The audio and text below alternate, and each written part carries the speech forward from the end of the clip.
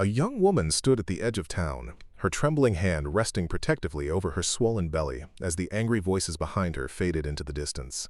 Cast out by those who once called her family, she faced the vast wilderness with nothing but a small bundle of belongings and the child growing inside her. What waited in those mountains was uncertainty and danger, but also the possibility of redemption in the most unexpected form. Before we jump back in, tell us where you're tuning in from, and if this story touches you, make sure you're subscribed, because tomorrow I've saved something extra special for you. The autumn wind swept through the small mining town of Cedar Ridge, carrying with it the scent of pine and impending snow. 18-year-old Hannah Mitchell pulled her thin shawl tighter around her shoulders as she hurried down the muddy main street, her once loose dress now straining against her 5-month pregnant belly. She kept her eyes downcast, painfully aware of the whispers that followed her like shadows. "Disgrace," someone hissed as she passed. "Should have known better," another voice added. Hannah quickened her pace, her cheeks burning with humiliation. 6 months ago, she had been respected in Cedar Ridge, the bright, hard-working daughter of the town's only doctor. Now she was its greatest scandal, unmarried and carrying a child whose father had disappeared back east as soon as he'd learned of her condition. The modest clapboard house at the end of Spruce Street had once represented safety and comfort. Now it loomed before her like a fortress of judgment. Hannah paused on the porch, gathering courage before pushing open the front door. The familiar scent of her mother's stew filled the small entryway, but there was no warmth in the kitchen where her parents sat. Dr. Thomas Mitchell looked up from his newspaper, his once kind eyes now hardened with disappointment. Beside him, Hannah's mother, Eleanor, kneaded bread dough with unnecessary force, her knuckles white with tension. "You're late," her father said flatly. "Mrs. Perkins needed extra help with her laundry," Hannah explained, moving to hang her shawl by the door. It was the only work she could find now, taking in mending and helping with household chores for the few women in town who would still employ her. "The Andersons came by this afternoon," her mother announced, not looking up from her work. "Their son James is returning from Denver next month." Hannah stilled. "Why are you telling me this?" Dr. Mitchell cleared his throat. "James will be taking over his father's mercantile. He's looking to settle down."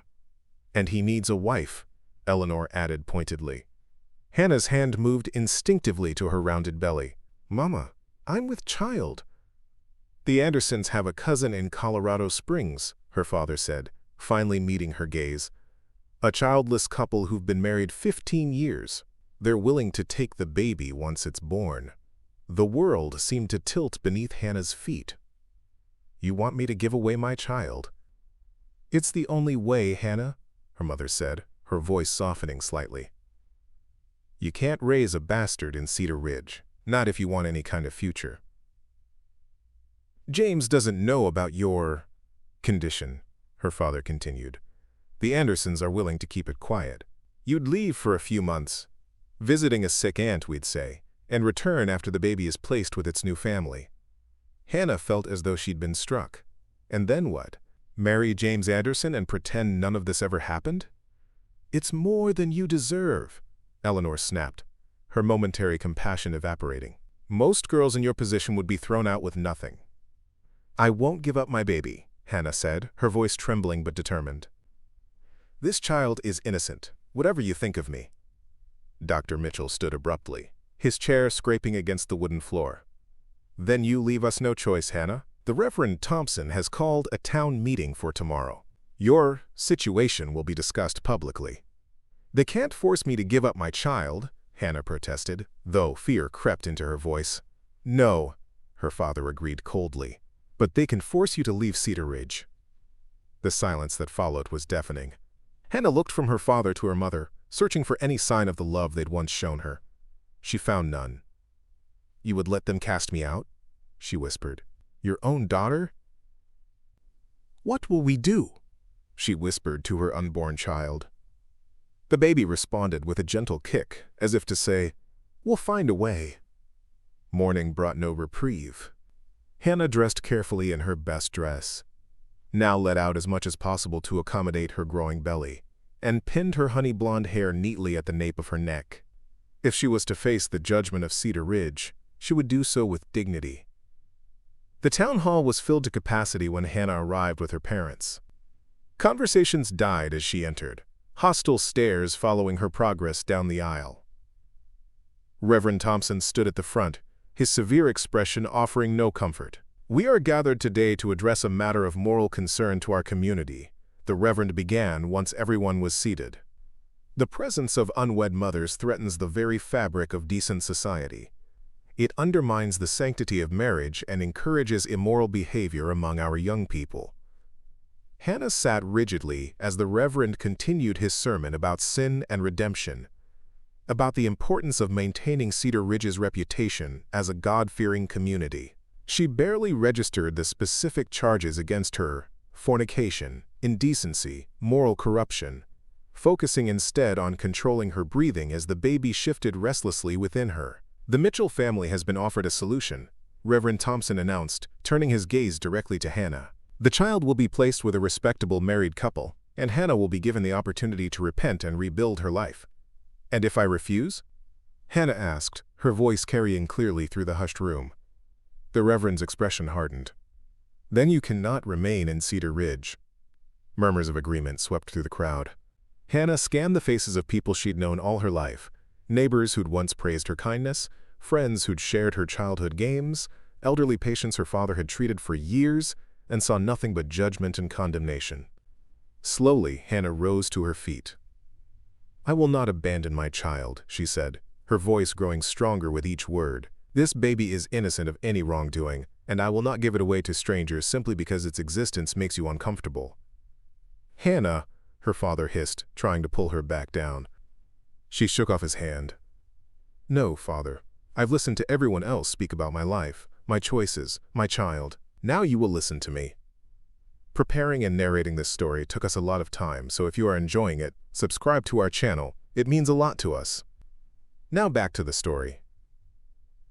"I made a mistake in trusting someone who didn't deserve that trust," Hannah continued, one hand protectively cradling her belly.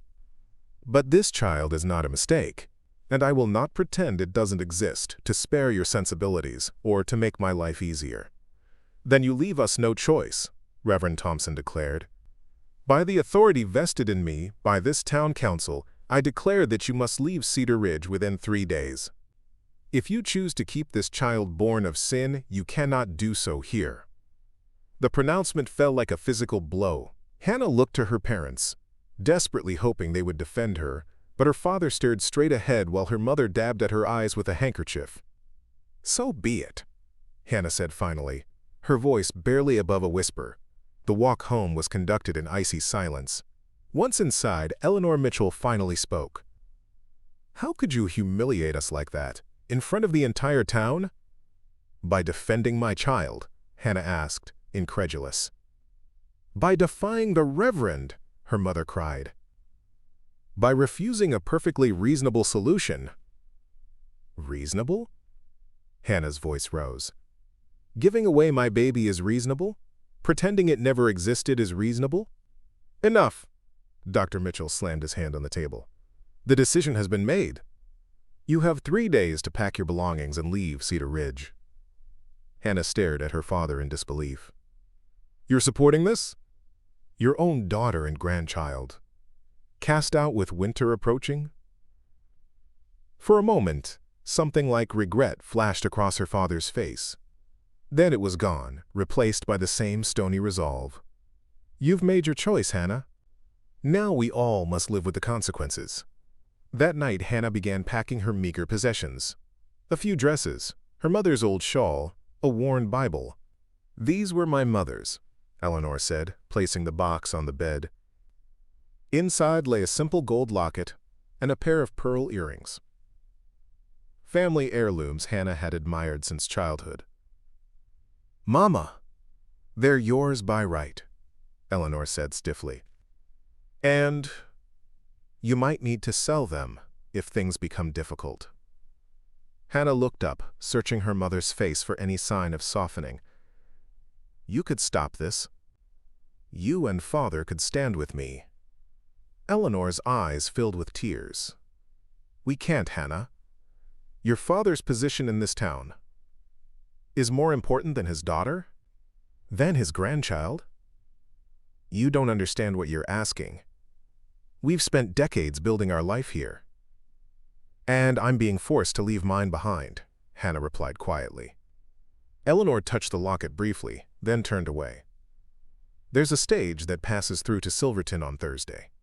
Your father has purchased you a ticket. Silverton? What am I supposed to do there?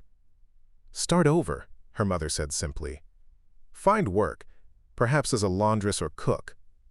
Hannah laughed bitterly. An unwed mother with no references? Who would hire me? You've made your choice, Eleanor repeated, the phrase that had become her mantra. She paused at the door. There's money in an envelope under the jewelry. It's not much, but it might help until you find work. After her mother left, Hannah opened the locket. Inside was a miniature portrait of her grandmother as a young woman, her eyes kind and determined. Hannah closed her fingers around the precious metal, drawing strength from the connection to a woman who had survived her own hardships. We'll be all right, she whispered to her unborn child. Somehow. The next 2 days passed in a blur of preparation and silent meals. Hannah tried once more to appeal to her father, only to be met with stony silence. By the final night, she had accepted that there would be no reprieve, no last-minute change of heart. Dawn broke cold and clear on the day of Hannah's departure. A light dusting of snow covered the ground, a warning of the harsh winter to come. The stagecoach would arrive at noon, giving Hannah one last morning in the only home she had ever known. She wandered through the rooms, committing every detail to memory. The worn spot on the kitchen floor where her mother always stood to bake, the height marks penciled on the doorframe recording her growth over the years, the particular creak of the third stair. These mundane details suddenly seemed precious now that she was losing them forever. As the church bell struck 11, Hannah donned her heaviest coat, now barely closing over her pregnant belly, and picked up her single carpetbag. Her father waited by the door, his medical bag in hand. I have rounds, he explained, not meeting her eyes. I'll walk you to the stagecoach office. The journey through town felt like a funeral procession. Neighbors watched from windows or stopped their activities to stare as father and daughter made their slow way down the main street. Hannah held her head high, though her heart pounded painfully in her chest. At the stagecoach office they found not only the ticket agent but also Reverend Thompson and several members of the town council. They had come to ensure that Cedar Ridge's moral problem was truly departing. Your ticket to Silverton, the agent said, sliding a piece of paper across the counter. Stage arrives in 20 minutes. Hannah took the ticket, her fingers trembling slightly. The finality of the moment struck her with full force. In 20 minutes, she would leave behind everything and everyone she had ever known. Thomas. Reverend Thompson greeted her father with a somber nod. A difficult day but necessary. The Lord tests us in many ways. Dr. Mitchell returned the nod stiffly. Hannah noticed how his hand tightened on his medical bag, the only sign of emotion he allowed himself. I'll wait with Hannah until the stage arrives, he told the Reverend. We all will. The Reverend replied, making it clear this was not a private farewell. The minutes ticked by with excruciating slowness. Hannah sat on the hard bench outside the office, her carpetbag at her feet, acutely aware of the watchful eyes of Cedar Ridge's moral guardians. Her mother had not come. It seems our timing is fortuitous, Reverend Thompson observed with satisfaction. The stagecoach rolled to a stop in a cloud of snow and dust. The driver, a weathered man bundled against the cold, jumped down to open the door for waiting passengers. Silverton bound, he called. All aboard, who's going? Hannah rose slowly to her feet, the reality of her situation weighing on her like a physical burden. She turned to her father one last time. Goodbye, Father, she said softly. Something flickered in Dr. Mitchell's eyes. Regret, perhaps, or even love. But all he said was, Goodbye, Hannah. She picked up her carpetbag, took a deep breath, and approached the stagecoach. The driver eyed her pregnant belly with mild surprise, but offered his hand to help her board. Inside, 2 other passengers, an elderly couple, shifted to make room, their expressions curious but not unkind. As Hannah settled onto the hard seat, she glanced out the window. Her father stood rigid beside Reverend Thompson, his face a mask of forced composure. For a moment, their eyes met through the glass, and Hannah thought she saw his mask slip, just slightly, revealing the pain beneath. Then the driver cracked his whip. The horses lurched forward, and Cedar Ridge began to recede behind her. "First time to Silverton?" the elderly woman asked kindly. "First time anywhere," Hannah replied, watching her hometown disappear around a bend in the road. As the stagecoach climbed into the mountains, Hannah pressed her forehead against the cold glass, one hand resting on her belly where her child shifted and kicked. She had no plan beyond reaching Silverton, no idea how she would support herself and an infant in a strange town. "We'll find a way," she whispered again, trying to believe it. The journey to Silverton would take 2 days, with an overnight stop at a way station halfway between the towns. As the stagecoach climbed higher into the mountains, the snow began to fall more heavily, transforming the landscape into a white wilderness that was both beautiful and terrifying. By late afternoon, the driver was forced to slow their pace considerably as visibility deteriorated. The elderly couple, who had introduced themselves as Mr. and Mrs. Hargrove, returning home from visiting their daughter, watched the worsening conditions with obvious concern. "Don't like the look of this," Mr. Hargrove muttered, peering out at the thickening snowfall. "Mountain storms can turn deadly quick." Hannah felt a flutter of fear. Cast out by her family and community, she was now entirely at the mercy of strangers and elements. The baby kicked vigorously, as if sensing her anxiety, and she placed a protective hand over the spot. "Don't worry," she whispered. "I won't let anything happen to you." The stagecoach lurched suddenly as one wheel dropped into a hidden rut. The jolt sent Hannah sliding across the seat, and she cried out as her shoulder struck the hard wooden panel. "You all right, dear?" Mrs. Hargrove asked, steadying her with a wrinkled hand. "Yes, thank you," Hannah replied, though her shoulder throbbed painfully. The coach slowed further, now barely maintaining walking pace. Outside, the snow had become a swirling white veil that obscured everything beyond a few feet. The temperature inside the coach dropped steadily as the bitter mountain cold penetrated the thin wooden walls. After what seemed like hours of tense, slow travel, the driver brought the coach to a complete stop.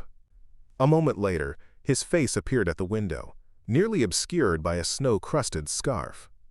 "Bad news, folks," he called through the howling wind. "Storm's getting worse. Way station's still 5 miles ahead, and I can't see the trail. We're gonna have to wait it out." "Wait it out?" Mr. Hargrove exclaimed. "We'll freeze to death in this coach overnight." "Got no choice," the driver replied grimly. "Can't risk going off the road in these conditions. There's a 100-foot drop just yards from where we're sitting." Hannah shivered, pulling her coat tighter around her. Before Hannah could respond, a new sound cut through the howling wind, the jingling of harness bells, and the crunch of approaching hooves through snow. "Someone's coming," the driver called. Through the white haze appeared a massive figure on horseback, followed by what looked like a sled pulled by another horse. The rider dismounted and approached the coach, revealing himself to be a tall, broad-shouldered man wrapped in furs. "Stagecoach to Silverton," a deep voice called. "That's us," the driver confirmed, stuck in this blizzard with nowhere to go. The stranger nodded, snow crusting his dark beard. "My cabin's half a mile back. You can shelter there until the storm passes." Relief flooded through the coach. The driver quickly helped the Hargroves disembark, while the stranger approached to assist Hannah. "Careful now," he said as she emerged, his eyes widening slightly at the sight of her pregnant belly.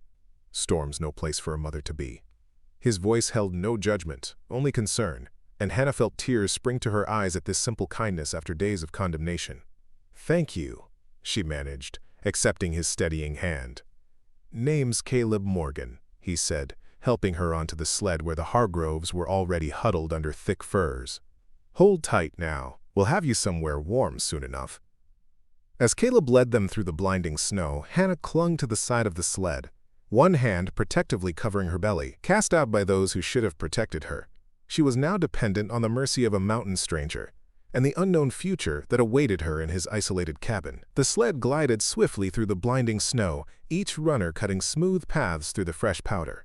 Hannah clung to the wooden edge with one hand, the other protectively cradling her belly as they navigated the treacherous mountain trail. The towering pines on either side provided minimal shelter from the howling wind, their branches heavy with snow that occasionally crashed down around them.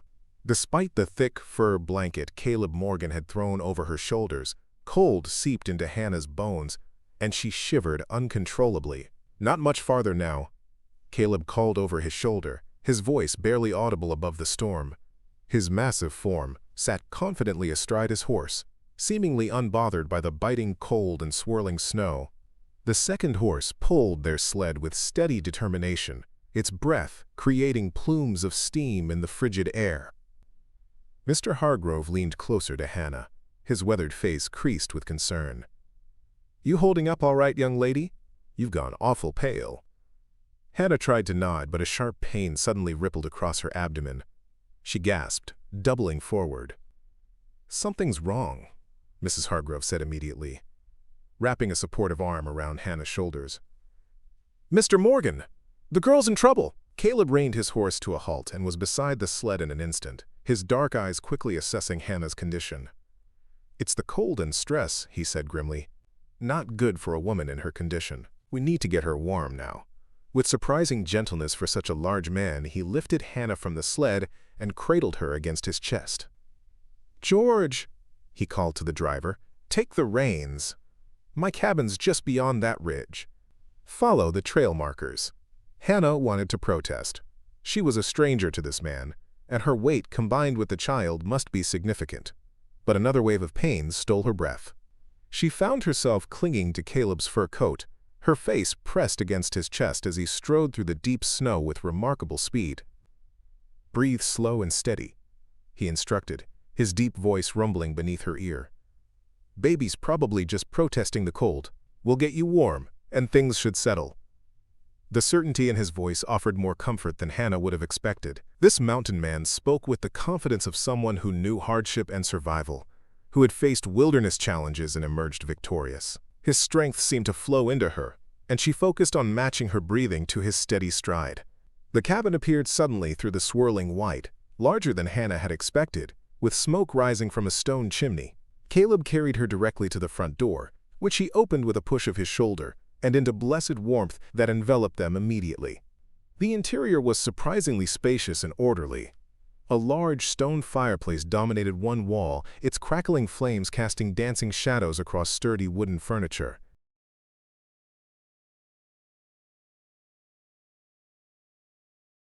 Pelts and woven blankets added warmth and comfort to the practical space, while neatly organized shelves held books, tools, and supplies.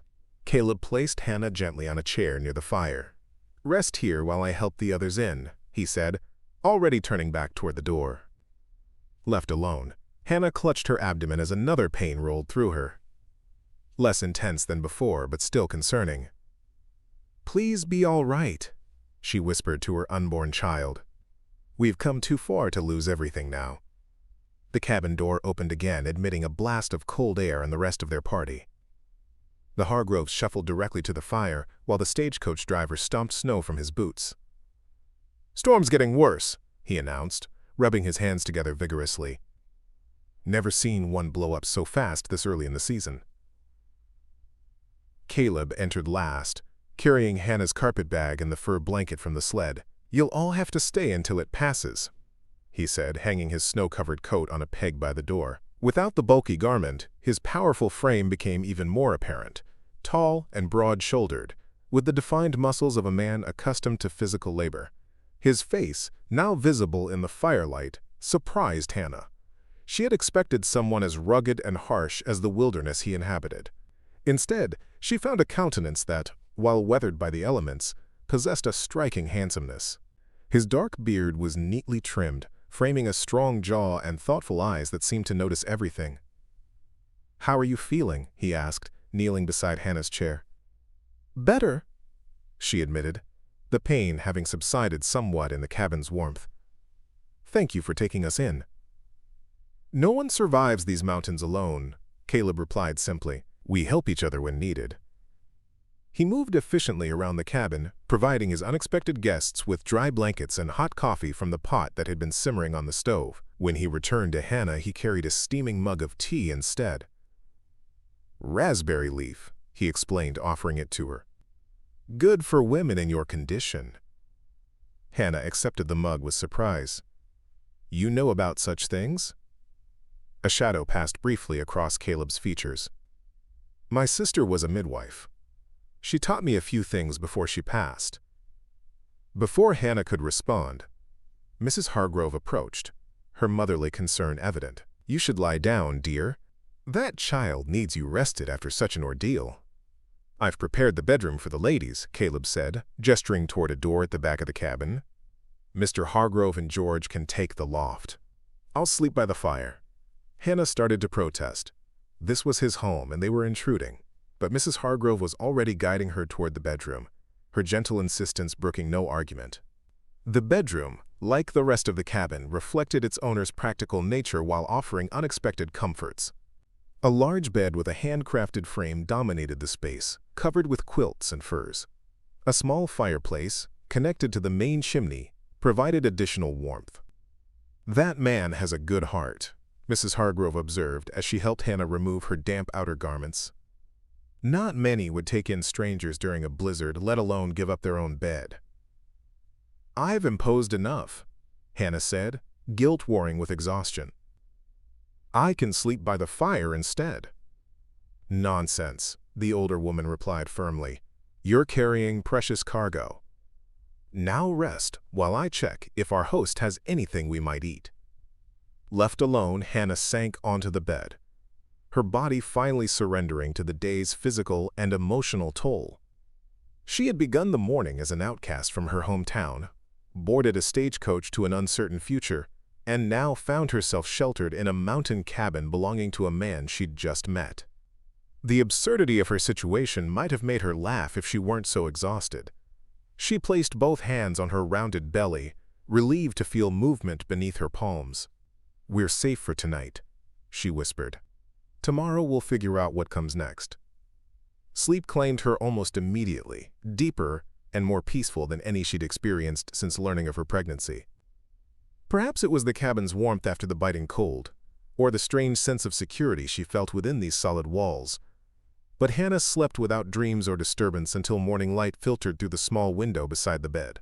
For a moment upon waking, she couldn't remember where she was. Then the events of the previous day. Mrs. Hargrove must have attended to it while she slept.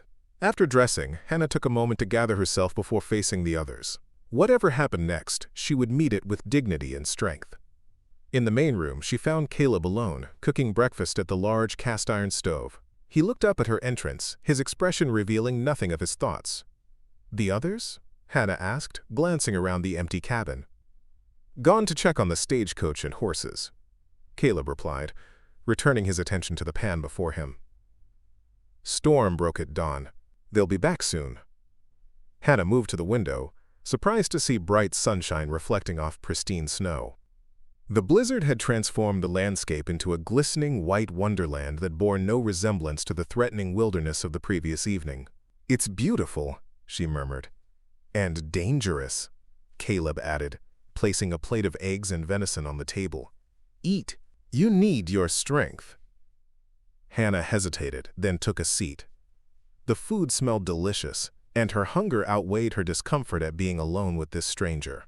"Thank you for your hospitality, Mr. Morgan. Not many would be so kind to unexpected guests." "Caleb," he corrected, joining her at the table with his own plate. "And, as I said, mountain folk help each other. It's how we survive." They ate in silence for a few minutes, Hannah increasingly aware of his occasional glances. Finally he spoke, his deep voice gentle despite his direct question. "What brings a woman in your condition to these mountains alone?" Hannah considered deflecting but found herself wanting to offer honesty in return for his kindness.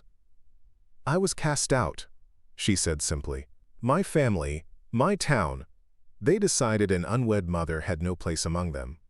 She waited for judgment to cross his face, the same condemnation she'd seen in Cedar Ridge, but found only thoughtful consideration. "The child's father?" he asked. "Gone east," Hannah replied, unable to keep bitterness from her voice. He had prospects that couldn't be damaged by scandal. Caleb nodded, as if her story confirmed something he already suspected. And Silverton? You have people there? No, Hannah admitted. But it was the destination of the stagecoach, and I had nowhere else to go. Before Caleb could respond, the cabin door opened, admitting the Hargroves and George, all three looking considerably more cheerful than they had the previous evening. "Road's clearing nicely," George announced. "If we leave within the hour, we should make Silverton by nightfall." The news should have brought relief. Instead, Hannah felt a strange reluctance at the thought of continuing her journey. This cabin, despite being a temporary shelter in the wilderness, had offered more genuine welcome than she'd experienced in months. As the others gathered their belongings, Hannah approached Caleb, who stood by the fireplace, his expression unreadable. "I want to thank you properly," she began, "without your help yesterday." "No thanks needed," he interrupted, his voice gruff. "Anyone would have done the same." "No," Hannah said with certainty, "they wouldn't. Most people see my condition and only judge." Caleb's eyes met hers, and for a moment Hannah glimpsed something beyond his reserved exterior, a depth of understanding that suggested he knew what it meant to be judged unfairly. "Miss Mitchell," George called from the door, "we're ready when you are." Hannah turned reluctantly. This brief respite was ending, and the uncertain future she'd been dreading now loomed before her again. With a deep breath, she collected her carpetbag and moved toward the door. "Wait." Caleb's voice stopped her. He hesitated, seeming to wrestle with some internal decision, then spoke with deliberate care. "Silverton's no place for a woman in your condition, especially one without family or connections. Mining towns can be rough, and work for women is scarce, even more so for those in your circumstances." Hannah felt her cheeks flush with embarrassment, but Caleb continued before she could respond. "I need help here," he said abruptly. "The cabin, my trapping lines, the garden come spring. It's too much for one person to manage properly." Hannah stared at him, uncertain she understood his meaning. "I'm offering you a position," he clarified. "Room, board, and a small wage in exchange for keeping the cabin and helping with what you can. At least until after the child comes." "People will talk," Mr. Hargrove added, his expression concerned. "I live 10 miles from the nearest neighbor," Caleb replied evenly. "What people might say matters little here." Hannah found her voice at last. "Why would you offer this to a stranger?" Caleb's expression softened slightly. "Because 10 years ago, I was the one cast out with nowhere to go. Someone gave me a chance when I needed it most. I'm simply passing on the favor." The simple honesty in his words touched something deep within Hannah. Here was someone who understood what it meant to rebuild a life from nothing, who saw beyond her current circumstances to her desperate need for sanctuary. "I accept," she said quietly, ignoring Mrs. Hargrove's sound of protest. "But only until after the baby comes. Then I'll find my own way." Caleb nodded, the agreement sealed without further ceremony. "George, I'll pay for Miss Mitchell's fare to compensate for the change in plans." The driver shrugged, clearly unbothered by the arrangement. "Your business is your own, Morgan. Just know folks will talk when word gets around." "Let them," Caleb replied simply, after brief, awkward farewells. This is Hargrove extracting a promise from Hannah to maintain propriety, despite the unusual circumstances. The stagecoach departed, leaving Hannah alone with the mountain man who had just altered the course of her future. An uncomfortable silence settled between them as the sound of hoofbeats faded into the distance. Hannah stood near the door, her carpetbag still clutched in her hand, suddenly uncertain of her decision. "You can change your mind," Caleb said quietly, seeming to read her thoughts. "The next stage comes through in 3 days. I could take you to Silverton then." Hannah took a deep breath, one hand instinctively moving to her belly where the child stirred. "No," she said with growing certainty. "Your offer is more than generous and certainly better than my prospects in Silverton." She straightened her shoulders, finding strength in having made a decision. "I accept your terms, and I'll work hard to earn my keep." Caleb nodded, appearing relieved, though his expression remained largely inscrutable. "The bedroom is yours," he said. "I'll sleep in the loft." "I couldn't possibly." "A pregnant woman needs proper rest," he interrupted firmly. "I've slept in far worse places than my own loft." His tone brooked no argument, and Hannah found herself grateful for his insistence. After months of being treated as a burden and a disgrace, this simple consideration for her comfort felt like an extraordinary kindness. "I'll show you the cabin properly," Caleb continued, clearly more comfortable with practical matters than emotional ones. "You should know where everything is if you're to help manage it." The tour revealed a home that was remarkably self-sufficient. Beyond the main room and bedroom Hannah had already seen, there was a root cellar stocked with preserved foods, an attached workshop where Caleb repaired equipment and worked leather, and a small room filled with furs and traps. "I'm a trapper primarily," he explained, showing her the different pelts awaiting transport to trading posts. "Beaver, mink, fox when I can get them. Supplement with hunting and what the garden produces in summer." Hannah ran her fingers over a particularly beautiful silver fox pelt. "You live well for a man alone in the wilderness." "Took years to build," Caleb admitted. "First winter nearly killed me. Had no idea what I was doing. City boy thinking wilderness living would be simpler than it is." "You're not mountain-born?" Hannah asked, surprised. A shadow crossed Caleb's face. "Denver originally. Left under difficult circumstances." He offered no further explanation, and Hannah didn't press. Whatever had driven him to this isolated existence was clearly a wound he preferred not to reopen, and she respected his privacy as she hoped he would respect hers. The remainder of the day established patterns that would shape their coexistence. Hannah took stock of the kitchen supplies and began preparing a proper meal from the abundant stores, while Caleb ventured out to check his nearest trap lines. They moved around each other cautiously, two strangers suddenly sharing intimate domestic space, each mindful of the other's boundaries. That evening, as they sat before the fire with bowls of venison stew Hannah had prepared, Caleb finally asked the question she had been dreading. "The baby's due when?" Hannah set down her spoon. "Late February," the doctor said. "Though he wasn't particular." Caleb frowned. "Your own father refused you medical care?" "Not refused exactly," Hannah clarified, "but his examinations became progressively less thorough as his disappointment in me grew." "Disappointment," Caleb repeated, his voice hardening. "In his daughter carrying his grandchild. An illegitimate grandchild," Hannah reminded him quietly. "In a town where reputation means everything. And the father of this child? He offered no support?" Hannah shook her head, the familiar pain of betrayal washing over her. "James was from back east, visiting relatives in Cedar Ridge. He spoke of love, of taking me away to Boston where his family had connections. But when I told him about the baby," her voice faltered, "he was gone the next day.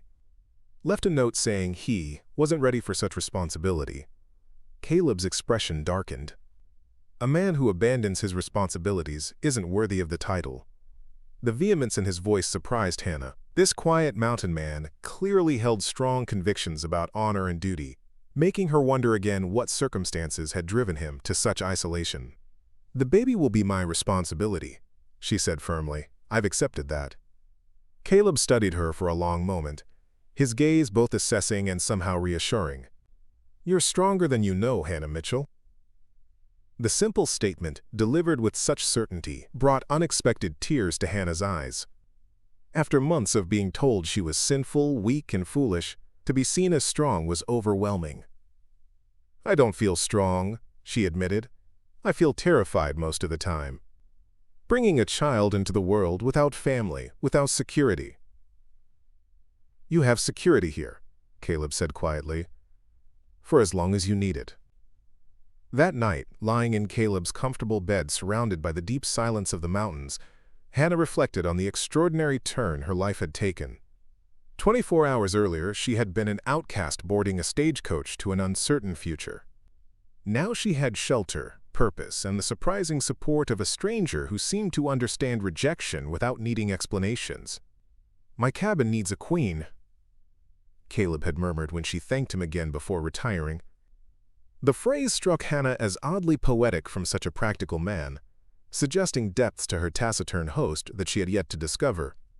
The child moved within her, a gentle reminder of the new life that had set all these changes in motion. For the first time since discovering her pregnancy, Hannah fell asleep feeling not dread, but a cautious hope for what tomorrow might bring. In the days that followed, Hannah and Caleb established a routine that allowed them to share the cabin while maintaining appropriate distance. He rose before dawn to check his trampolines, returning mid-morning with whatever bounty the wilderness had provided. Hannah managed the domestic aspects of their shared existence: cooking, cleaning, mending clothes that showed signs of bachelor neglect. The work was hard but satisfying. Unlike the drudgery of laundry work in Cedar Ridge, performed under disapproving gazes, these tasks had purpose and earned genuine appreciation. Caleb never failed to thank her for meals or acknowledge improvements to the cabin, his quiet words of praise warming Hannah more than she cared to admit. A week into this arrangement, Hannah was kneading bread dough when she heard Caleb's voice from the porch, accompanied by another male voice she didn't recognize. Moments later, the door opened to admit Caleb and an older man carrying what appeared to be medical supplies. "Hannah, this is Jacob Turner," Caleb introduced. "Former Army surgeon, now the closest thing to a doctor this side of the mountains." The older man nodded politely, his kind eyes crinkling at the corners. "Miss Mitchell, Caleb mentioned you might appreciate a proper medical assessment." Hannah looked at Caleb in surprise. He had ridden for hours to bring a doctor, simply because she had mentioned her father's negligent care. "I can pay," she began, only to be cut off by Jacob's dismissive wave. "Caleb and I have an arrangement. He keeps me supplied with venison and firewood. I provide medical care when needed." The older man set down his bag. "Now, if you're comfortable, I'd like to examine you and make sure everything's progressing as it should." While Caleb tactfully withdrew to the porch, Jacob conducted a thorough examination that provided Hannah with more. When Caleb re-entered after Jacob's departure, Hannah found herself overwhelmed by his thoughtfulness. "You didn't have to do that," she said, her voice thick with emotion. "Yes, I did," he replied simply. "No child should come into this world without proper care, and no mother should face childbirth without proper support." "Thank you," Hannah whispered, tears threatening despite her efforts to contain them. "For everything." Caleb looked momentarily discomfited by her emotion. "Need to check the western trampoline," he said abruptly, already reaching for his coat. "Won't be back until evening." As he disappeared into the bright winter day, Hannah realized that this gruff mountain man, who could face blizzards without flinching, seemed utterly unequipped to handle a woman's tears of gratitude. The thought made her smile despite herself, adding another layer to her growing understanding of the complex man who had offered her sanctuary when she needed it most.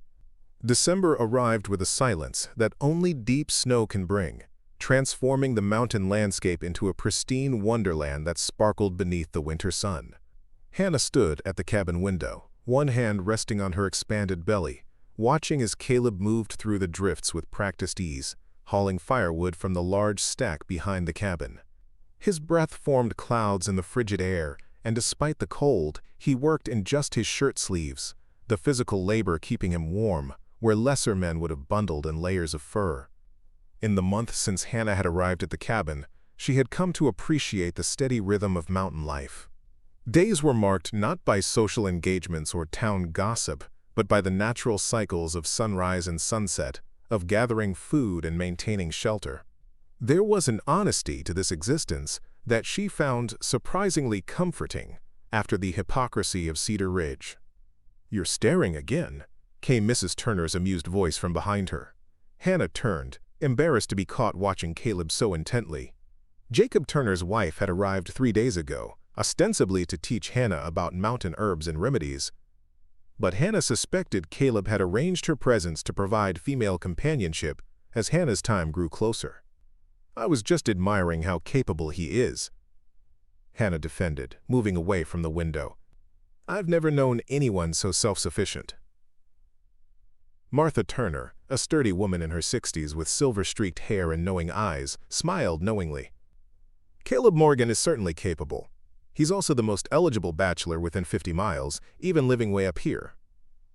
Hannah felt her cheeks warm. "Our arrangement is purely practical, Mrs. Turner." "Martha, please," the older woman corrected, returning to the herbs she was bundling at the table. And practical arrangements have a way of becoming something else entirely when a handsome man and beautiful woman share close quarters. "I'm hardly beautiful," Hannah protested, gesturing to her swollen form. "And carrying another man's child besides." Martha's expression softened. Beauty isn't diminished by motherhood, child. If anything, it's enhanced. As for the baby's father, she shrugged. A man who abandons his responsibilities has removed himself from consideration. Before Hannah could respond, the cabin door opened, admitting Caleb and a blast of cold air. He stomped snow from his boots and added several logs to the already substantial pile near the hearth. "Storm coming," he announced, his eyes meeting Hannah's briefly before turning to Martha. "Jacob, get the supplies to the Wilsons." Martha nodded. "Left yesterday. Said he'd be back before the snow gets heavy." She glanced meaningfully at Hannah's rounded belly. "Just in case." The unspoken concern hung in the air.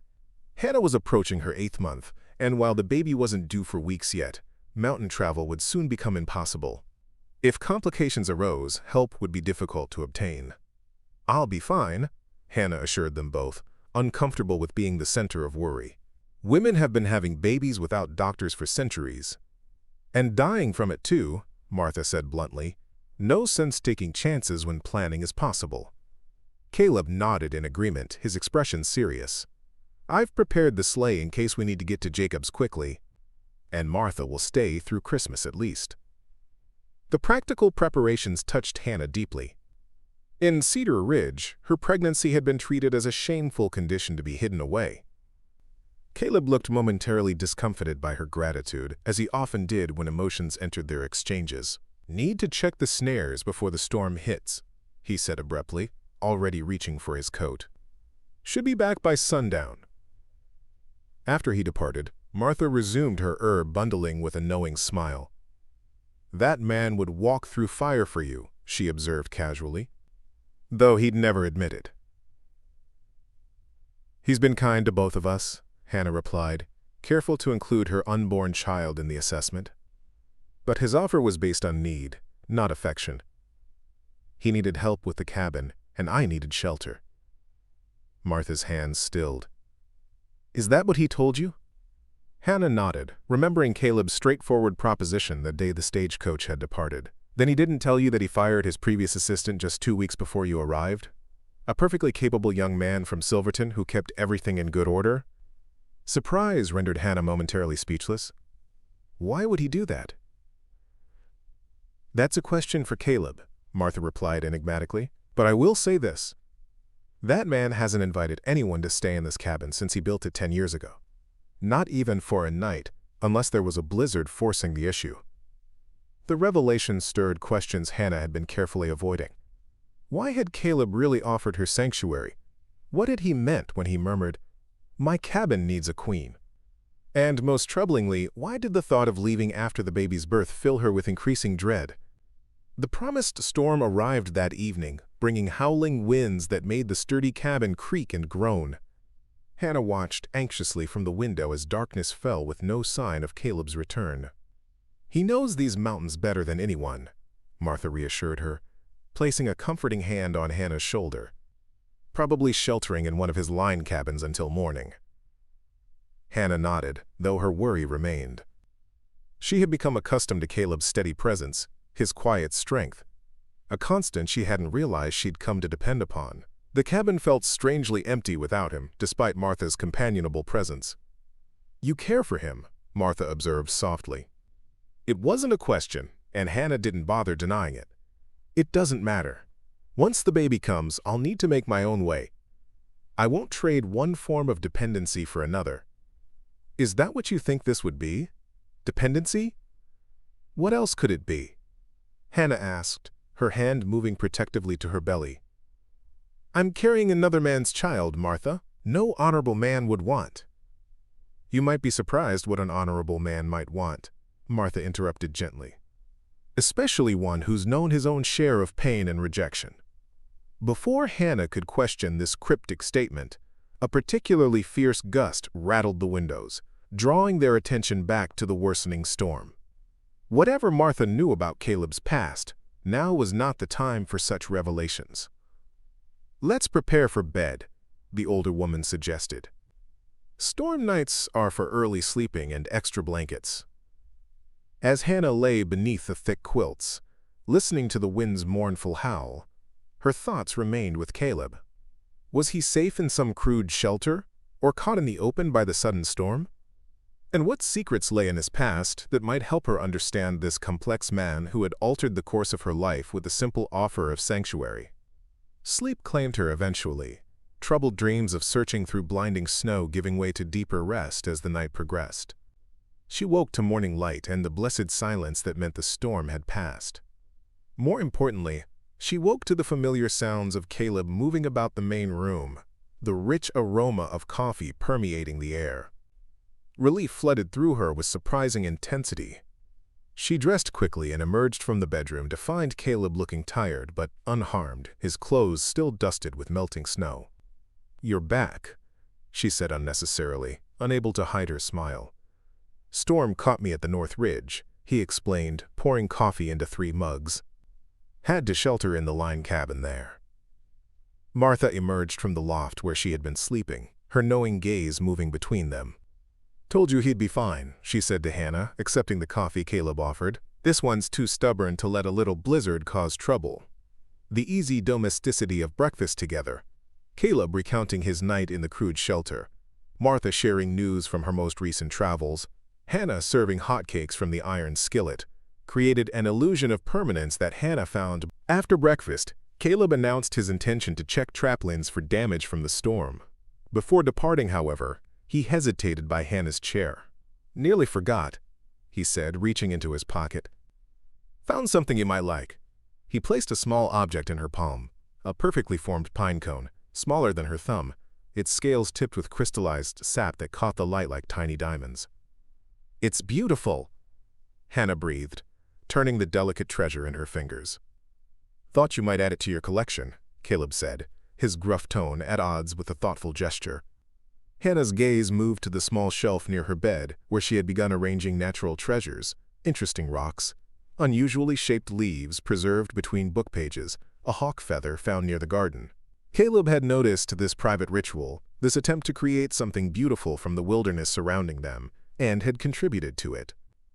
"Thank you," she said, looking up to find his eyes warm with an emotion she couldn't quite name. He nodded once, then was gone, leaving Hannah with the small pine cone and a growing awareness that her feelings for this mountain man had evolved far beyond gratitude. "That man," Martha observed with a smile, "is not nearly as gruff as he pretends to be." The days leading to Christmas passed in a peaceful rhythm, interrupted only by Jacob Turner's return. The doctor pronounced Hannah healthy and the baby properly positioned, though he agreed with his wife that remaining at the cabin through delivery would be wisest given the unpredictable winter weather. "Besides," he added with a twinkle in his eye, "I suspect Caleb would have my hide if I suggested moving you now." His casual comment added to Hannah's growing suspicion that Caleb's feelings toward her might be more complex than simple charity. She observed him more carefully in the days that followed, noting how his eyes followed her movements, how he anticipated her needs before she voiced them, how he listened with genuine interest to her opinions and ideas. 2 days before Christmas, Hannah was kneading bread dough when a sharp pain wrapped around her abdomen. She gasped, clutching the edge of the table for support. Martha was at her side immediately. "Just a practice pain," the older woman assured her after a careful assessment. "The body preparing itself, but you should rest more now. The time is coming soon." That evening, after Hannah had retired early on Martha's insistence, she overheard a conversation that would change everything. The bedroom door had been left slightly ajar, and voices carried clearly from the main room, where Caleb and the Turners sat before the fire. "You need to tell her, Caleb," Jacob was saying, his tone gentle but firm. "Before that baby comes." "Tell her what?" Caleb's voice sounded defensive. "That I was once like the man who abandoned her? That I know exactly what kind of coward leaves a woman carrying his child." Hannah's breath caught, her hand moving instinctively to her belly. What was Caleb saying? "You were hardly more than a boy." Martha's voice was soothing.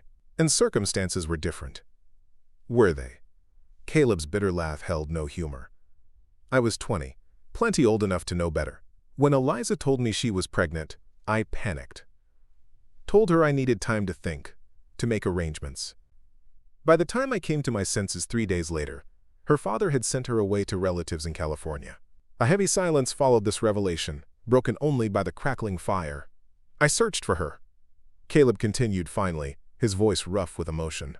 Spent every penny I had trying to find her. When I finally did, it was too late. She died in childbirth, alone among strangers. The baby, too. Hannah pressed her hand to her mouth, tears filling her eyes at the pain in Caleb's voice. "So you came here," Jacob said. "To punish yourself." "To start over," Caleb corrected. "To build something with my own hands that might somehow balance the scales for what I destroyed through cowardice." "And now, Hannah," Martha prompted gently. "Now, Hannah," Caleb's voice softened, "who deserves better than a man with my history? Who deserves honesty, at the very least, which I haven't given her? Tell her." Jacob urged again. "Let her decide what she does." She lay back against her pillows, mind racing with this new understanding of the man who had offered her sanctuary when she needed it most. Caleb's past explained so much. His immediate acceptance of her pregnancy, his insistence on proper medical care, his unwavering support without judgment. He had been given a second chance to make right what he had once done wrong, and he had embraced that chance with his whole heart. But what did it mean for her, for them? The possibility that had been growing in her heart, that Caleb might see her as more than a temporary responsibility, suddenly seemed both more plausible and more complicated.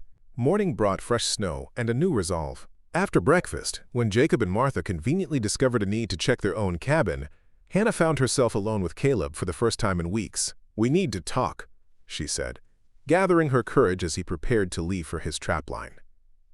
Caleb turned, his expression guarded. "About? About why you really offered me sanctuary?"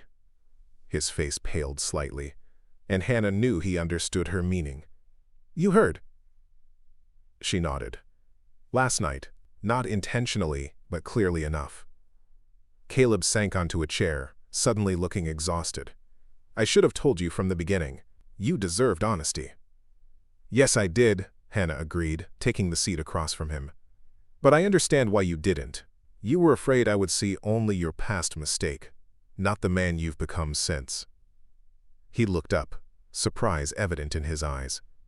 "You're not angry?"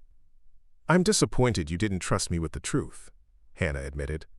"But no, I'm not angry. How could I be, when your past led you to offer me exactly what I needed, when everyone else turned away?" Relief washed over Caleb's features, followed quickly by uncertainty. What happens now? It was the question Hannah had been asking herself since overhearing his confession. What did she want to happen? What future could she envision for herself and her child? "Now we start fresh," she said finally, "with complete honesty between us." "Complete honesty," Caleb repeated slowly. He took a deep breath, as if preparing to jump from a great height. "Then honestly, Hannah, I care for you, not from guilt or obligation, but because of who you are, your strength, your kindness, your determination to build a good life for your child despite everything." The simple declaration, delivered without flowery sentiments or grand promises, touched Hannah deeply. This was Caleb, straightforward and genuine, offering his heart with the same quiet certainty with which he had once offered his home. "I care for you too," she admitted softly, "but I'm afraid." "Of what?" "Of replacing one form of dependency with another, of making decisions from necessity rather than choice." She placed her hand over her rounded belly. "This child deserves parents who choose each other freely, not from convenience or limited options." Understanding dawned in Caleb's eyes. "You think I'm offering because you're here and convenient? Because I'm trying to atone for my past? Aren't you? At least partly?" Caleb reached across the table, his calloused hand covering hers. "Hannah, if atonement were my only motivation, I could have helped you reach Silverton safely, set you up with a place to live, provided for you from a distance. I ask you to stay because from the moment I saw you in that blizzard, something in me recognized something in you." "And what was that?" Hannah asked, her voice barely above a whisper. "Someone who doesn't give up. Someone who faces hard truths and keeps moving forward. Someone who, like me, was looking for a second chance." His grip tightened slightly. "I'm not asking for decisions now. You're right to want choices made freely, without pressure. But I am asking you to consider staying, not just until the baby comes, but beyond. Not as my housekeeper, or as someone I'm helping, but as my partner. In all things." The enormity of what he was offering, not just a home or protection, but a future together, left Hannah momentarily speechless. Before she could formulate a response, a familiar pain gripped her abdomen, stronger than before and accompanied by a rush of wetness. "Caleb," she gasped, clutching her belly. "I think the baby's coming." The next hours passed in a blur of pain and focused activity. Hannah managed a strained smile, gripping the older woman's hand as another wave of pain crashed through her. "He'll make a good father," she gasped when it passed. Martha's eyes softened with understanding. "Yes, he will. When you're ready to let him." The labor progressed more quickly than any of them had expected for a first birth. By early evening, Hannah's pains were coming fast and strong, her body instinctively knowing what to do despite her fear and exhaustion. "I see the head," Jacob announced finally. "One more big push, Hannah." Gathering her remaining strength, Hannah bore down with a determination born of months of hardship and survival. There was a moment of searing pressure, then blessed relief as her child slipped into the world with a lusty cry that filled the cabin. "A daughter," Jacob announced, his voice thick with emotion as he placed the squirming, red-faced infant on Hannah's chest. "A perfect little girl." Tears streamed down Hannah's face as she cradled her daughter, marveling at the tiny fingers, the button nose, the surprisingly thick dark hair. After everything, the shame, the rejection, the uncertain journey that had brought her to this mountain cabin, here was her reward. A new life. A second chance. "Caleb," she whispered, looking up at Martha. "Please?" The older woman nodded, understanding without further explanation. Moments later, Caleb entered hesitantly, his eyes widening at the sight of Hannah holding their child. "Come meet her," Hannah invited softly. He approached with reverence, sinking to his knees beside the bed. "She's beautiful," he breathed, "just like her mother." Hannah studied her daughter's face, noting features that reminded her of her own mother, hints of her father's profile in the tiny chin. But she saw no trace of James, the man who had abandoned them both before ever seeing his child's face. "Would you like to hold her?" she asked Caleb. His expression registered shock, then wonder. "Are you sure?" "I'm sure," Hannah replied with certainty. With Martha's guidance, Caleb cradled the newborn in his large, calloused hands, looking simultaneously terrified and awestruck. The baby quieted immediately in his arms, as if sensing the strength and protection he offered. "Hello, little one," he murmured. "Welcome to your mountain home." "Your mountain home." The phrase settled in Hannah's heart with unexpected rightness. This cabin, built by Caleb's hands and warmed by his care, had become more of a home to her in 2 months than Cedar Ridge had been in years. And watching him now, this strong, quiet man who had offered her sanctuary when she needed it most, she could no longer deny the truth. "Hope," she said suddenly. Caleb looked up from the baby's face. "What?" "Her name," Hannah clarified. "Hope, because that's what she represents for both of us. A new beginning. A second chance." Understanding dawned in Caleb's eyes. Understanding of all she wasn't saying directly, but was offering nonetheless. "Hope," he repeated softly, looking back at the infant in his arms. "It's perfect." As Jacob and Martha discreetly withdrew to give the new family privacy, Hannah felt a peace settle over her that had nothing to do with the physical relief of childbirth. Here, in this cabin, far from the judgment and constraints of society, she had found not just shelter but acceptance, not just safety, but the possibility of love. "Caleb," she said, her voice steady despite her exhaustion. "About what you said earlier, about staying, about being partners." His eyes met hers, hope and uncertainty warring in their depths. "Yes, I'd like that," Hannah said simply.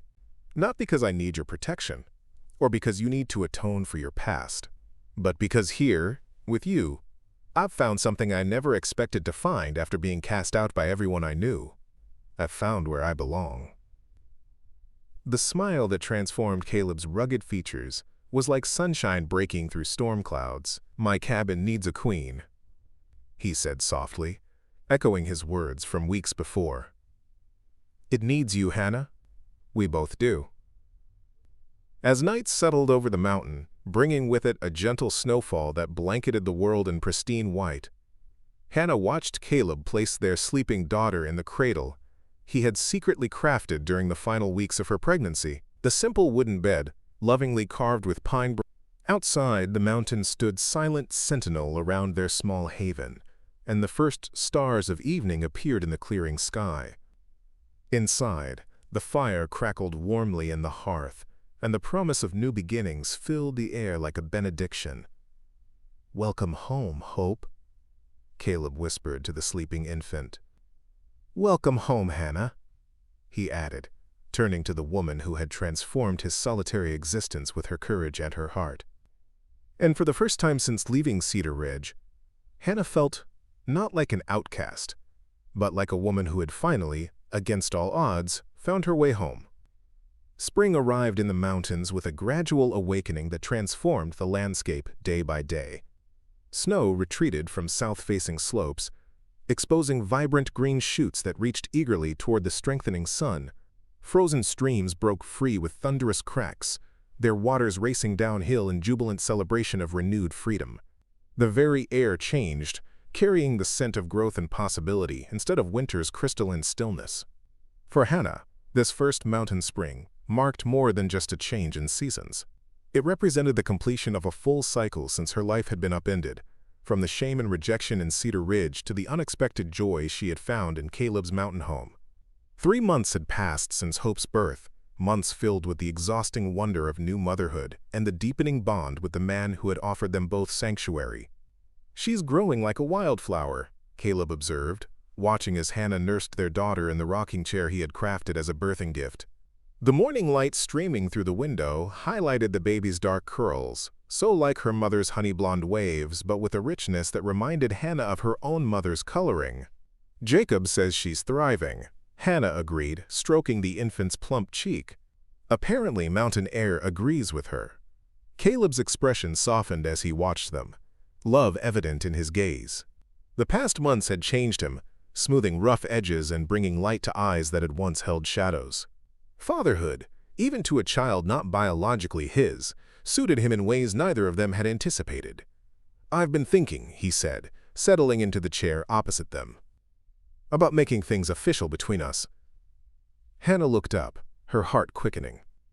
They had been living as a family since Hope's birth, sharing the cabin, the work, and increasingly, a deep affection that had grown naturally from mutual respect. But neither had pushed for formal recognition of their relationship, content to let it develop at its own pace. "Official?" she asked, though she understood his meaning. "Marriage," Caleb clarified, his directness one of the qualities Hannah had come to cherish. "If you're ready. If you're sure." The hesitation in his voice revealed lingering doubts. Not about his feelings, but about whether Hannah truly wanted to bind her life to his. Despite their closeness, he still sometimes feared she stayed from necessity rather than choice. "I've been sure since Hope was born," Hannah replied softly, "since I saw you hold her and promise to protect her as your own." Relief and joy transformed Caleb's features. "Then you'll marry me? Make this arrangement permanent?" Hannah smiled, remembering the frightened, rejected young woman who had arrived at this cabin during a blizzard. How far she had come, how much strength she had discovered within herself. This decision wasn't made from desperation or lack of options, but from the certainty that came with knowing her own mind and heart. "Yes," she said simply. "Though I'm not sure how we'll manage a wedding up here. The nearest minister is in Silverton, and the trails won't be clear for weeks yet." Caleb's smile turned mischievous, a rare expression that always delighted Hannah. "Actually, I might have a solution for that. Jacob was a chaplain before he was a doctor. He's authorized to perform marriages in the territory." Hannah laughed with surprise. "You've already discussed this with him?" "Might have mentioned it when he was here checking on Hope last week," Caleb admitted. "Martha seemed quite enthusiastic about the idea. Said she'd even help prepare a proper celebration." The thought of Martha Turner's enthusiastic involvement made, "I'm marrying you because I love you, Caleb Morgan. Because you saw value in me when I felt worthless. Because you offered sanctuary without demanding anything in return. And because I want to build a life with the man who showed me what true strength and honor look like." His response was to kiss her, tenderly at first, then with a passion that spoke of months of careful restraint. When they finally parted, both breathless, hope stirred between them, blinking sleepily at the two people who formed her world. "Soon," Caleb promised, gently touching the baby's tiny hand. "Soon, we'll be a proper family in every way." The wedding took place 2 weeks later, when the mountain trails had dried enough for the Turners to make the journey safely. Martha arrived a day early, bringing with her treasures that brought tears to Hannah's eyes. A simple but beautiful white dress she had altered from one of her own, wildflowers gathered from lower elevations where spring was further advanced, and most touchingly, a small gold band that had once belonged to her mother. "Every bride deserves something special," she said firmly, when Hannah protested the generosity. Even one getting married in a mountain cabin with only 4 guests. The cabin itself was transformed under Martha's direction. Fresh pine boughs brought the scent of the forest inside, their vibrant green contrasting beautifully with the wild mountain flowers arranged in clay pots. The rough-hewn table was covered with Hannah's best tablecloth, and set with the few pieces of good china Caleb had carried up the mountain years ago, never used until now. On the morning of the wedding, Hannah stood before the small mirror in their bedroom, hardly recognizing the woman who looked back at her.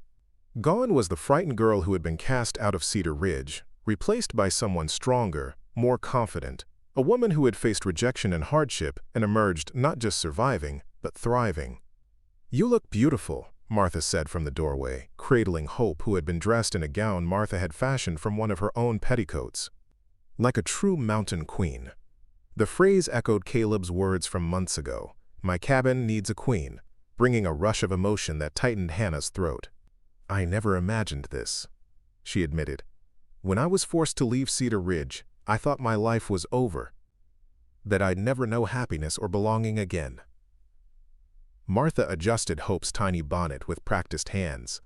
"Sometimes the path we're forced to take leads to exactly where we're meant to be. It's not the ease of the journey that matters, but the strength we develop along the way." A knock at the door preceded Jacob's voice. "Ladies, if you're ready, we have a nervous groom waiting." Hannah took Hope from Martha's arms, drawing strength from the solid weight of her daughter. This child, once seen as the manifestation of her shame, had become her greatest blessing, leading her to this mountain, to Caleb, to a love deeper and more genuine than anything she had known before. "We're ready," she called, and with Martha preceding her, stepped into the main room where her future awaited. Caleb stood before the fireplace, dressed in clean clothes that Hannah had carefully mended and pressed. His dark hair was neatly combed, his beard trimmed, but it was his expression that caught and held her attention. As their eyes met across the room, the naked adoration in his gaze made her feel more beautiful than any fancy dress or elaborate ceremony ever could. Jacob performed the simple service with dignity and warmth, speaking of commitment and partnership in terms that reflected the unique circumstances that had brought this unlikely couple together. When the time came to exchange vows, Caleb surprised Hannah by speaking words clearly prepared in advance, rather than simply repeating what Jacob prompted. "Hannah Mitchell, I take you as my wife, not from obligation or convenience, but from the deepest love. I promise to cherish both you and Hope, to protect you without confining you, to support your strength without diminishing it. My cabin, my life, and my heart are yours, freely given for as long as we both shall live." Hannah blinked back tears, overwhelmed by the... Jacob pronounced them husband and wife with obvious emotion, and when Caleb kissed his bride, the small gathering erupted in cheers that made Hope startle in Martha's arms. The celebration that followed was modest by most standards. A special meal, a bottle of wine Jacob had carried carefully up the mountain, Martha's apple pie, but to Hannah, it was perfect. As evening approached and the Turners prepared to depart for their own cabin before darkness made travel dangerous, Martha drew Hannah aside. "I have something for you," she said, pressing a small package wrapped in cloth into Hannah's hands. "A wedding gift of sorts." Hannah unwrapped it curiously to reveal a small book bound in soft leather. Opening it, she found pages filled with Martha's neat handwriting, recipes, herbal remedies, practical advice for mountain living, and even folk wisdom about marriage and child rearing. "I started it when Hope was born," Martha explained. Thought a young mother might appreciate having some guidance at hand when I couldn't be here." Tears filled Hannah's eyes at the thoughtfulness of the gift. "Martha, this is precious. Thank you." The older woman embraced her warmly. "You found a good man in Caleb Morgan, and he's found a woman worthy of him in you. That's rarer than most people realize." After the Turners departed, Hannah and Caleb stood together on the porch, watching as the setting sun painted the mountain peaks in shades of gold and rose. Hope slept peacefully in the cradle inside, exhausted from the day's excitement. "Mrs. Morgan," Caleb said, testing the name as his arm encircled her waist. "Has a fine sound to it." Hannah leaned into his embrace, savoring the solid strength of him. "It does indeed, Mr. Morgan. Any regrets?" he asked, and though his tone was light, Hannah heard the genuine question beneath. She turned in his arms to face him fully. "Only that it took such hardship to bring me here. But then, perhaps I wouldn't have recognized the treasure I found if I hadn't first experienced such loss." Caleb's kiss was her answer, and as the mountain twilight deepened around them, Hannah felt a certainty that transcended mere happiness. This was where she belonged. Not because fate or desperation had brought her here, but because she had chosen this life, this man, this future with clear eyes and an open heart. Later that night, as Caleb slept beside her, Hannah rose to check on Hope. The baby slumbered peacefully, one tiny fist tucked against her cheek. In the silvery moonlight streaming through the window, Hannah studied her daughter's face, marveling at the perfect features that held hints of generations past and promises of generations to come. "Your path won't always be easy," she whispered, gently stroking the dark curls. "But I promise you'll always know you're loved, not just by me, but by the good man who chose to be your father in all the ways that truly matter." Spring gave way to summer, bringing long days filled with sunshine and work that transformed the mountain homestead. Under Hannah's direction, the cabin garden expanded significantly, with neat rows of vegetables promising abundant harvests and perennial herbs that would serve both culinary and medicinal purposes. Caleb, inspired by his new wife's industriousness, built additional shelving and storage within the cabin, ensuring they could preserve the summer's bounty for the winter months ahead. He also constructed a small, covered porch at the cabin's rear, creating a shaded space where Hannah could work while keeping an eye on Hope, who now spent happy hours lying on a quilt, watching butterflies dance above the garden.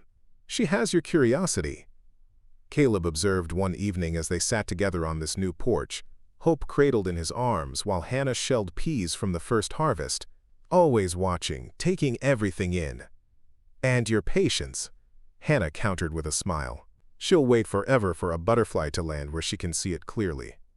These quiet moments of shared observation about their daughter had become a cherished part of their new life together. Caleb's insights often surprised Hannah, revealing his deep attention to details she sometimes missed in the busy routine of motherhood. "Jacob says the Petersons had their baby last week," Hannah mentioned, referencing a family that had recently settled in the valley below.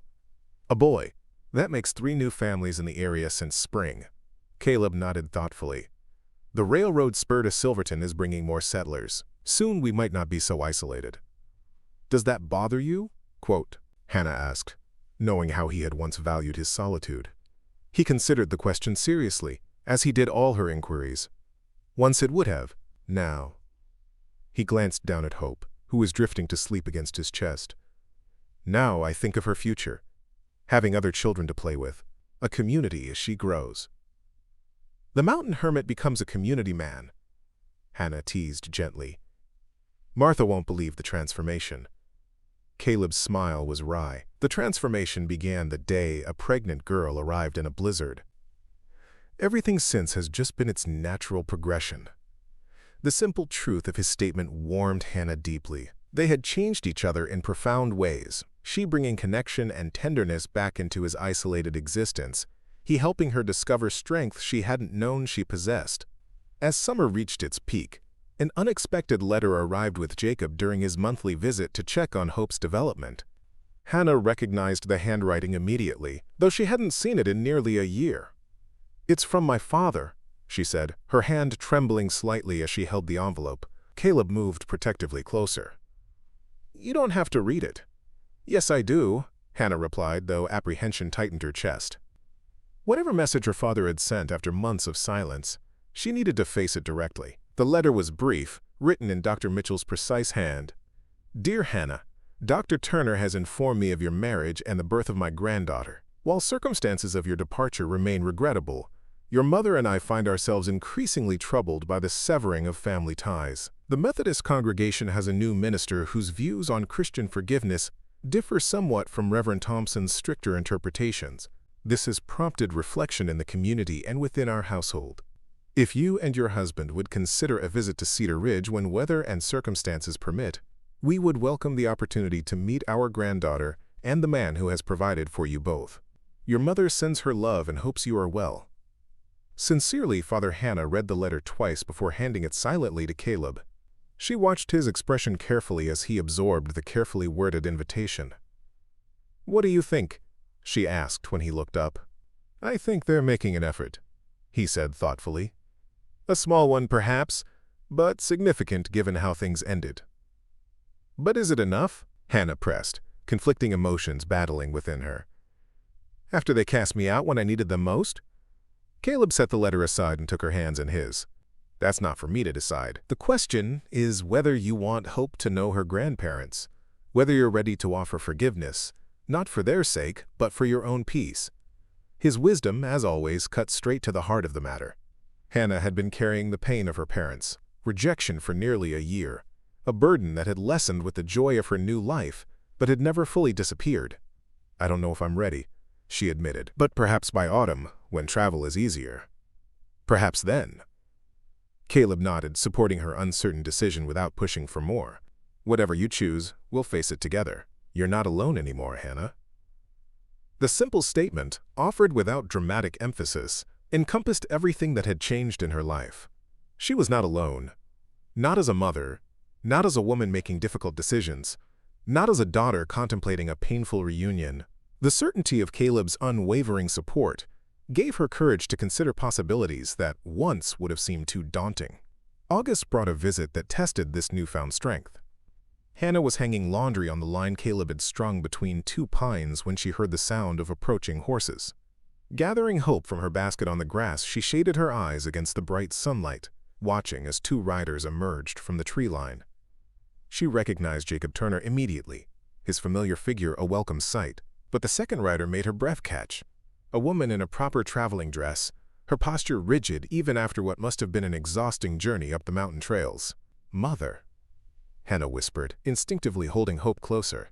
Jacob reached them first, dismounting with a sympathetic glance at Hannah. "She was determined," he said by way of explanation. "Arrived in Silverton 3 days ago asking about you. I thought it better to bring her myself than have her trying to find the way alone." Eleanor Mitchell dismounted with Jacob's assistance, her movements stiff from the unaccustomed ride.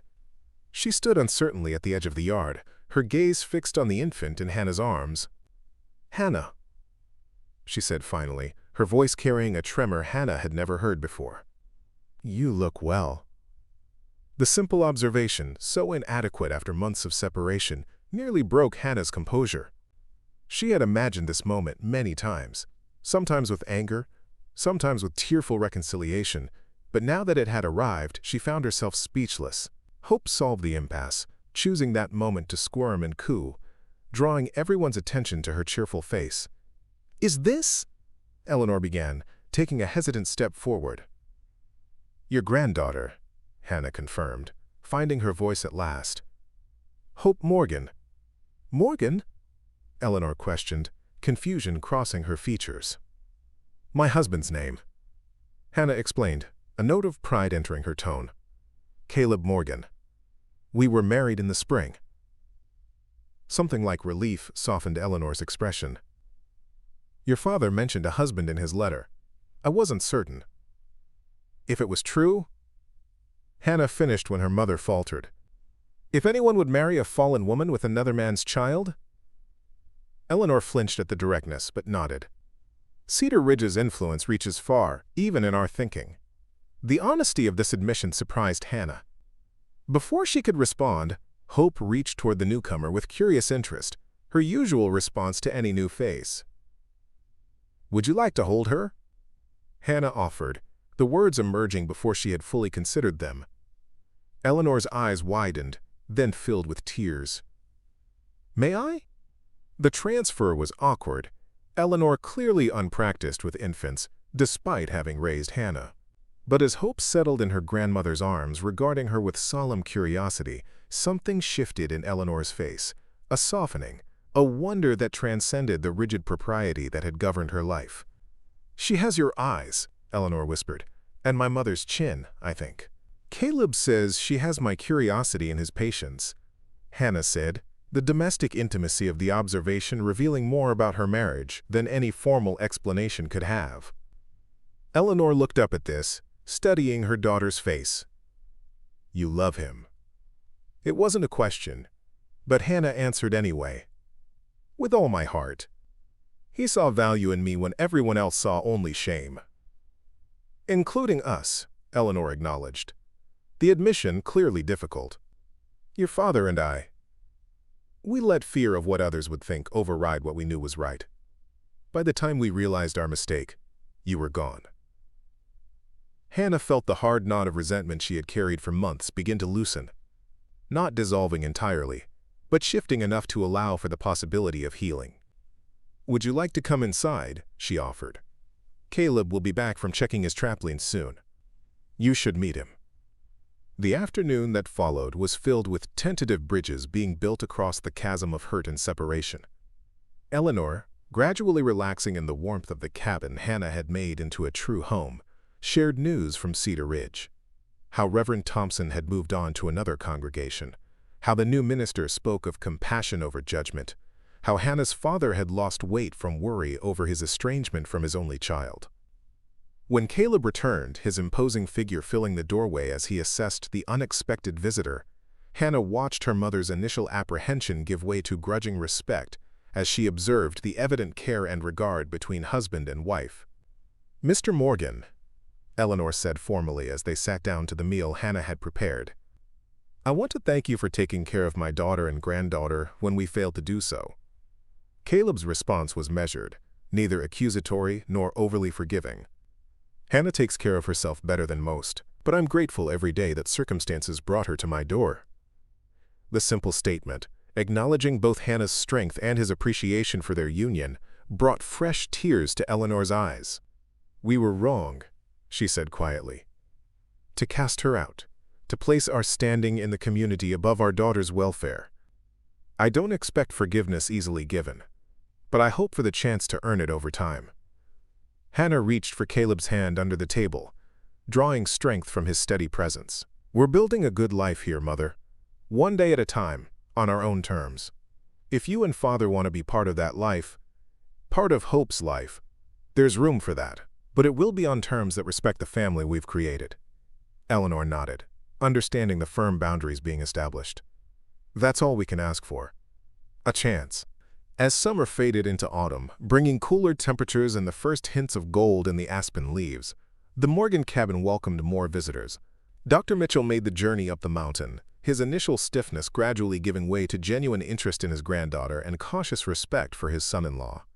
Families from the valley below began stopping by with increasing frequency, drawn by Hannah's growing reputation for herbal remedies and Caleb's fair trading practices. "We're becoming downright sociable," Caleb observed one evening as they sat on the front porch, watching the sunset paint the distant peaks. Hope slept peacefully in her father's arms, exhausted from a day of showing off her newest accomplishment, rolling over to admiring visitors. "Does it bother you?" Hannah asked. "Having your mountain solitude invaded?" Caleb considered the question with his usual thoughtfulness. "Not as much as I would have expected. Turns out isolation isn't the only way to find peace." Hannah leaned against his shoulder, contentment warming her despite the autumn chill. "When I was forced to leave Cedar Ridge, I thought I was losing everything, my family, my community, my future. I never imagined I was actually being guided towards something better than anything I'd known before. Sometimes life's harshest moments are directing us toward our greatest blessings." Caleb agreed, looking down at the sleeping child in his arms. "If you hadn't been cast out, if I hadn't been hiding from my past up here, we might never have found each other. Never known what we could build together. As the first stars appeared in the darkening sky, Hannah reflected on the journey that had brought her to this moment. From shame and rejection to love and acceptance, from desperate uncertainty to confident purpose. The path had been harder than any she would have chosen, filled with pain and fear that had tested her to her limits. But the destination had proven worth every difficult step. "I used to think strength meant never showing weakness," she said softly. "Never admitting fear or doubt. But true strength is continuing forward despite those things, isn't it? Facing each day's challenges with whatever courage you can muster, even when you're terrified." Caleb's arm tightened around her shoulders. "That's the kind of strength I saw in you from the beginning. Not an absence of fear, but a determination that runs deeper than fear could reach." Hope stirred in his arms, her tiny face scrunching momentarily before settling back into peaceful sleep. This child, once seen as evidence of Hannah's shame, had become the living embodiment of second chances. Not just for her mother, but for the man who had chosen to be her father in every way that mattered. "Winter will be here soon," Caleb observed, his gaze moving to the darkening forest. "Our first, as a proper family." Hannah smiled at the simple joy in his voice. "The first of many, I hope." "Many," he agreed, pressing a kiss to her temple. "A lifetime of seasons, changing and growing together." As night fully claimed the mountain, they rose together to carry their sleeping daughter inside. The cabin welcomed them with golden lamplight and warmth that had nothing to do with the fire crackling in the hearth. This home they had built together, not just the physical structure, but the bonds of love and trust between them, stood as testament to the truth Hannah had discovered through her journey, that sometimes being cast out from what we know is the first step toward finding where we truly belong. For Hannah Mitchell Morgan, cast out and alone one winter day, had found not just shelter in a mountain cabin, but a love that transformed rejection into redemption, shame into strength, and an uncertain future into a life richer than any she could have imagined when she stood at the edge of Cedar Ridge with nowhere to go and a child growing within her. That night, as she lay beside her sleeping husband with their daughter dreaming peacefully in the cradle nearby, Hannah offered a silent prayer of gratitude for the difficult path that had led her home. Up next, you've got two more standout stories right on your screen. If this one hit the mark, you won't want to pass these up. Just click and check them out. And don't forget to subscribe and turn on the notification bell so you don't miss any upload from us.